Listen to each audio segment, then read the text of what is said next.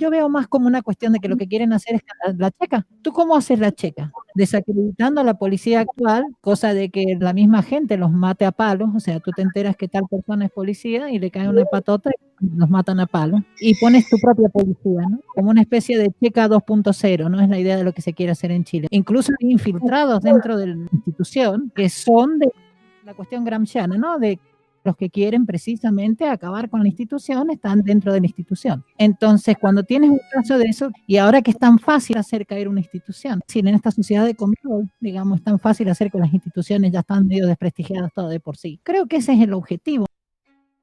En cuanto a religión, yo creo que prima en Sudamérica, tanto en Argentina, sobre todo en Argentina como en Chile, aunque tengo entendido que en México igual.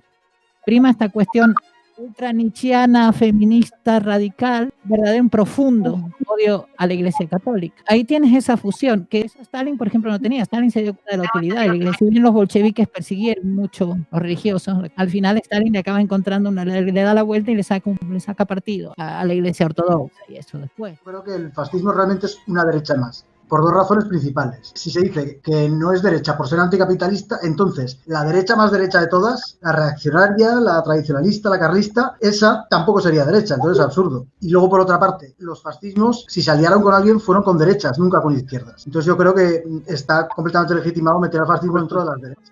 A ver, lo que pasa es que aquí el debate es complicado, porque sí que es cierto que los fascismos europeos del siglo XX, o sea, los que se dieron para entreguerras y demás, sí que fueron apoyados, como te has dicho, por liberales y por la derecha ante el auge del comunismo. En el tema del rojipardismo, el concepto yo me había apuntado 2 o 3 cosas ahí. Pero es que, claro, yo tengo una visión ahí vamos a traducirlo, el nazismo, por ejemplo, ¿no? Y el comunismo, o bueno, lo quieres llamar bolchevique al principio, etcétera, como quieras. Yo es que creo que son 2 movimientos de raíces muy parecidas. A mí no me quito de la cabeza que al final la sustancia, la esencia del movimiento es muy parecido. O sea, por eso el llamarlo rojipardismo en el fondo igual no está tan equivocado. Partimos muy de la base. Al final se trata de un movimiento que intenta levantar las masas contra el orden establecido. Tanto me da si al final se transforma en un movimiento nazi o si se transforma en el movimiento comunista. Al final vas contra lo que había establecido hasta ahora, que era el derecho divino, las dinastías, etcétera, etcétera, ¿no? Si tú quieres mover toda la masa de la población contra esto, pues tienes que de alguna forma que meter una ideología, entre comillas, nueva, potente, fuerte, que vaya casi contra todo lo establecido, y al final veo como movimientos parecidos en ese aspecto.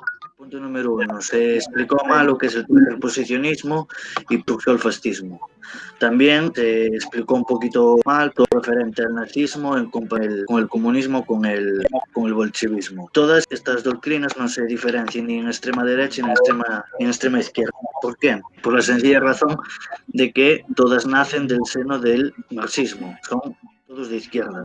No existe la derecha. ¿Qué diferencia hay tan grande que lo diferencia de todo? Muy sencillo, de que el internacionalismo, es decir, se intentaron aglutinar diferentes naciones sin respetar características de estas, como pudo ser Estonia, como pudo ser Lituania, como pudo ser más adelante Checoslovaquia, etcétera, etcétera. Mientras el tercer posicionismo, que no solo es ni fascismo ni nazismo, porque también existe belga y también existe rumana, cosa que habla muy poco, pero que es súper interesante porque es la simbiosis total y la simbiosis perfecta entre nacionalsocialismo y fascismo.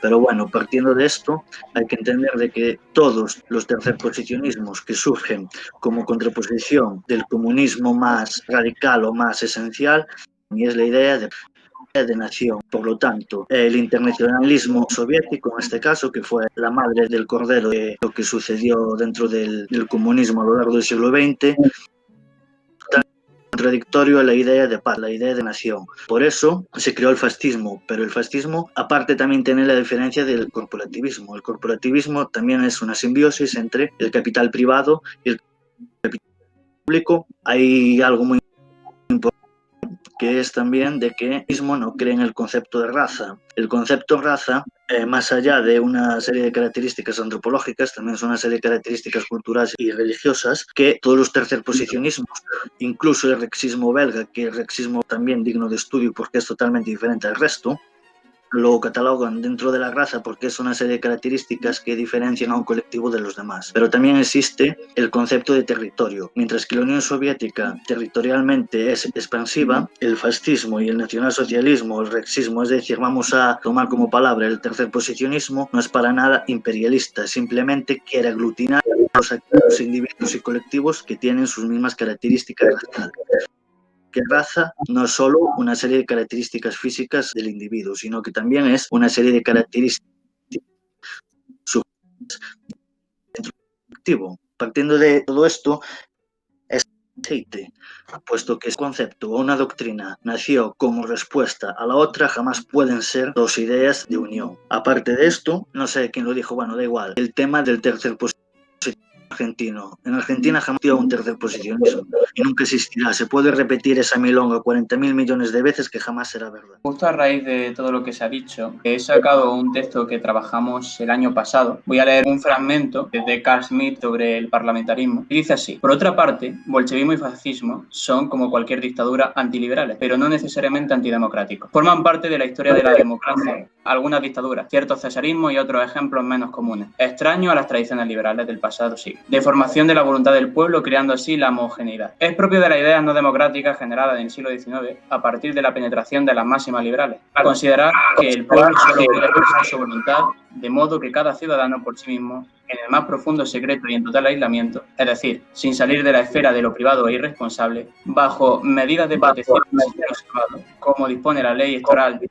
Reich, emite su voto. Los votos son entonces contabilizados, obteniéndose una mayoría aritmética. Este sistema ha olvidado una serie de verdades muy elementales y al parecer desconocidas por las actuales concepciones del Estado. Me parece curioso porque alguien como Carl Schmitt, que ha sido jurista del Tercer Reich, haga esa analogía, ¿no? Que considera que el fascismo y el bolchevismo son antiliberales pero no antidemocráticos, porque él tiene una concepción de la democracia, la democracia homogénea, que el pueblo tiene que compartir unas características comunes. Es también interesante la aportación que ha hecho Susito, ya que el término etnos, yendo a pura etimología, no tiene ni siquiera características biológicas, sino características de costumbre. Es decir, que un pueblo se constituye cuando tiene costumbres familiares que se rigen por unos principios comunes. También hay que señalar una cosa, que es la realpolitik, que eso creo que lo ha mencionado Aitor, que muchas veces se dan alianzas por otro enemigo, por muy ortopédicas que sean o por muy oxímeros que sean, ¿no? Y a esto hay que añadir otra idea, y es que movimientos como el rojipardismo o como el nacionalbolchevismo son realmente términos orientativos. Creo que nadie se define como rojipardo, sino que más bien son a lo mejor, por ejemplo, el extraserismo, que es una tendencia más izquierdista dentro del partido nazi, o en el caso del nacionalbolchevismo sí es verdad que se matiza como cuarta posición y como todo movimiento que se oponga al individualismo y al liberalismo. Es decir, de forma que un ecologista, un comunista y un fascista, si cedieran en algunas cuestiones y se unieran en una especie de antropología geopolítica contra los principios del liberalismo, según Dugin, eso se consideraría nacionalbolchevismo al margen de la propia teoría nacionalbolchevique, que duró muy poco tiempo, como se sabe. El Imperio Español fue el más generador de los generadores, pero hubiera ido mejor siendo depredador. Sí, ahí tienes razón. Claro.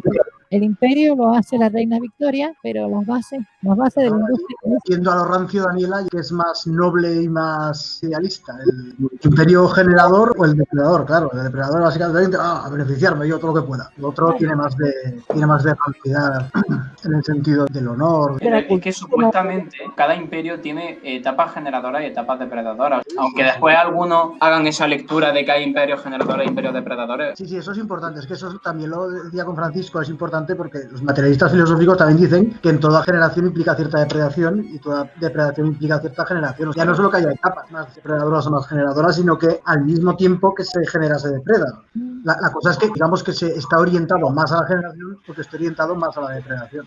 La diferencia. Claro, es que, por ejemplo, el colonialismo británico francés, por ejemplo, en África del siglo XIX o XX, fue totalmente depredador. Yo creo que no, también incluyeron factores y elementos y creación de estructuras en esas zonas, en esos territorios, que también generaron cosas positivas. En el momento en el que se desaparecen las colonias, es cuando África se convierte en un hervidero voy a ser bastante políticamente incorrecto, pero se convierte en un hervidero de mierda. Fue tan buena la descolonización, pues hoy día hay como liberación y emancipación, pero realmente... Hay un mensaje aquí de No Soy Latino, acá, Acción Hispana, nuestro amigo de Acción Hispana, que si existe el supremacismo español, sí, Susito.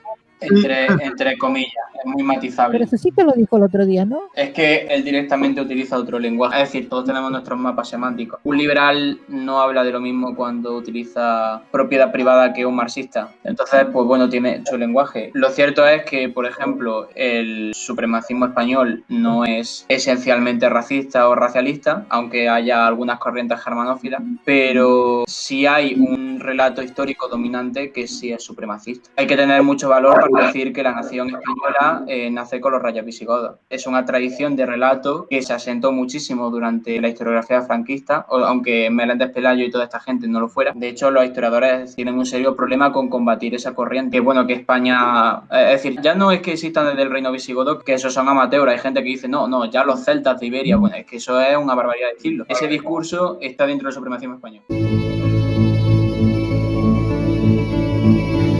Este canal se hace con el sacrificio de todos y para poder seguir llevando nuestros mensajes liberadores necesitamos de tu ayuda. Sé nuestro Patreon.